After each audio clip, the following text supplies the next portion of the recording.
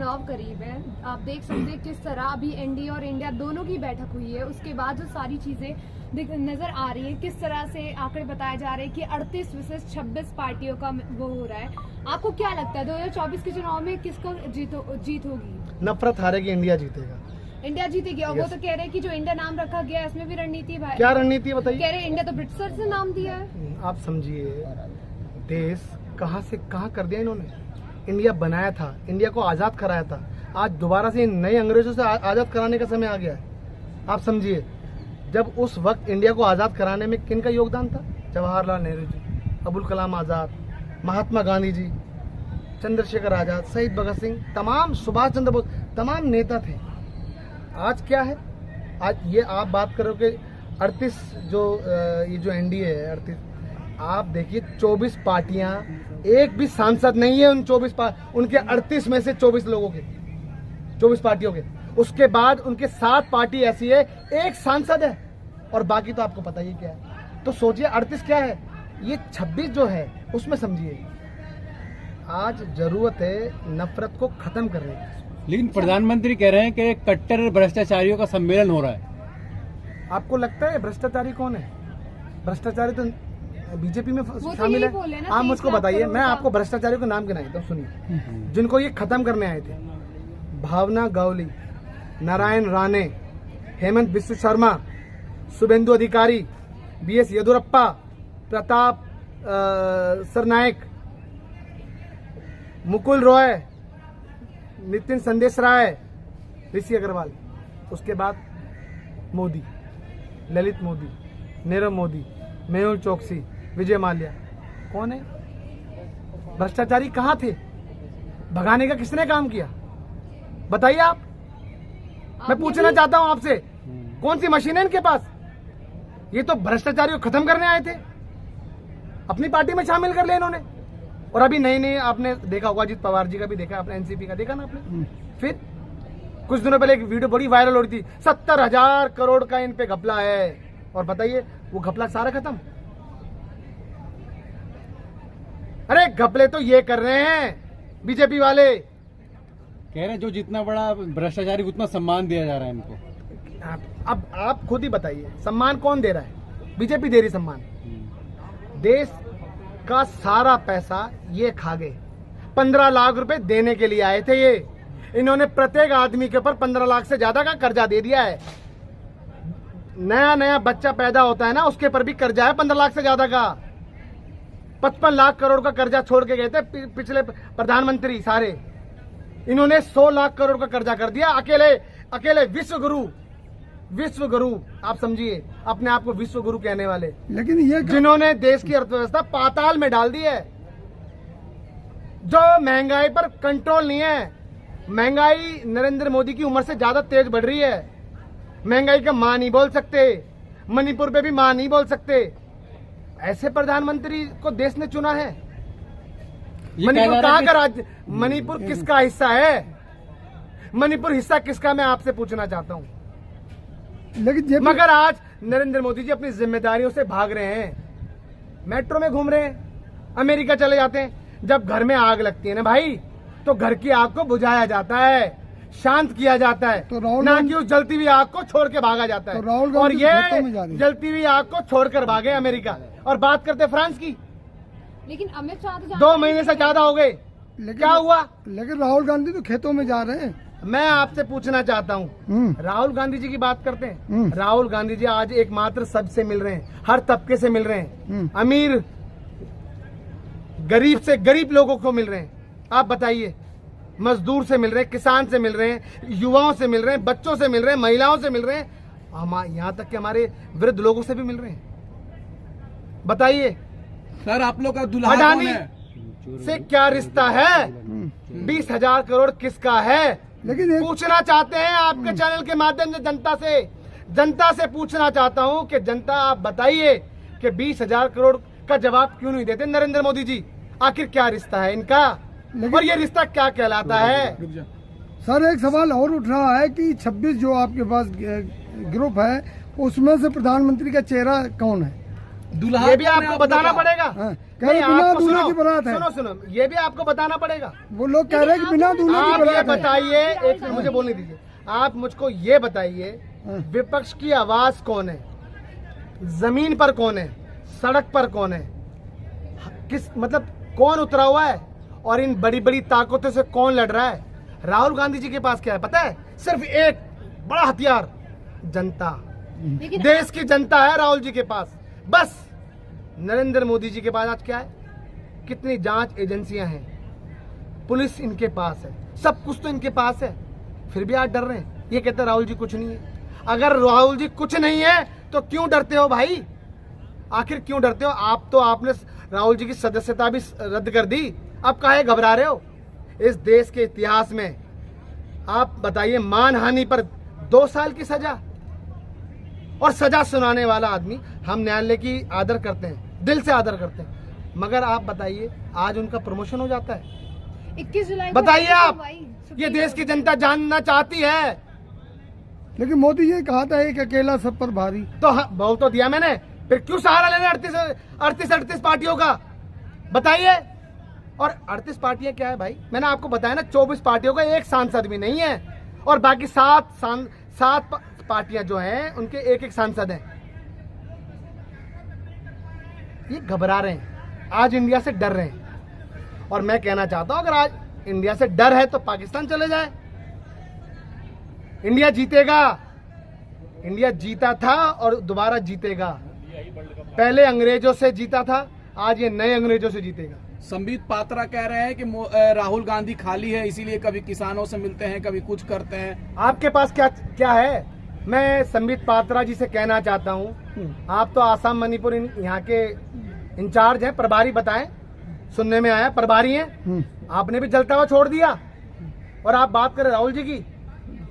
आप उनके बराबर, आप उनकी समझ लो पैरों की धूल भी नहीं है। आप एसी के बंद कमरों से नहीं बाहर निकलते, और बंद कमरों में आज आप बंद कमरों में चिल्लाते हो। सड़कों पर आओ ना एक बार। ये जनता है, प्यार से बिठाई ना, चांटे भी मारेगी। आप देखना भी कुछ दिनों के बाद, याद रखना, जनता जनार्दन है, जनता से बड़ा कोई नहीं है। आज ये जनता से बड़े बनकर बैठे हुए, लेकिन जनता तो जनता के हितों की बात नहीं करते, तो जो हमेशा मजहबी बातें करते हैं। तो सर हमेशा आप बताइए, जातियों को लड़ाने की बातें कर रहे हैं, दंगे कराने की बातें करते हैं। बताइए आप। मैं पूछना चाहता हूँ, इस देश को आजाद कराने में, इंडिया को आजाद कराने में सबका हाथ नहीं है, सभी धर्मों का हाथ नहीं है, सभी जातियों का हाथ नहीं है। जब इनको वोट चाहिए होते हैं तब तो सबको हिंदू बताते हैं, और जब वोट की बात खत्म तो फिर ये जातियों में बांट देते हैं। लेकिन सर क्या मोदी जी की लोकप्रियता है? काय की लोकप्रियता है भाई? लोकप्रियता के आगे राहुल गांधी टिक पाएंगे? मैं कहना चाहता हूँ, काय की लोकप्रियता है? अभी सर्वे आ रहे हैं ना, अब थोड़ा सा कई चैनल थोड़े से सुधरने लगे हैं, जो सच दिखाने लगे। पता है ना आपको सर्वे में क्या आ रहा है? मुझे लगता है आपको बोलने की जरूरत नहीं है, सर्वे और में जनता आ रहा जान है। रही है मेरी बात। मैं सामान्य आदमी हूँ, मेरी बात जनता जान रही है। आज जनता को पता है राहुल जी क्या है। राहुल जी सभी के लिए बातें करते हैं। संसद, कल से संसद शुरू है, संसद में एक आवाज नहीं गूंजेगी अब, जो जनता की आवाज होती थी। संसद में महंगाई पर एक आवाज नहीं गूंजेगी, जो जनता की आवाज थी। संसद के अंदर युवाओं की आवाज नहीं होगी, क्योंकि राहुल जी नहीं है।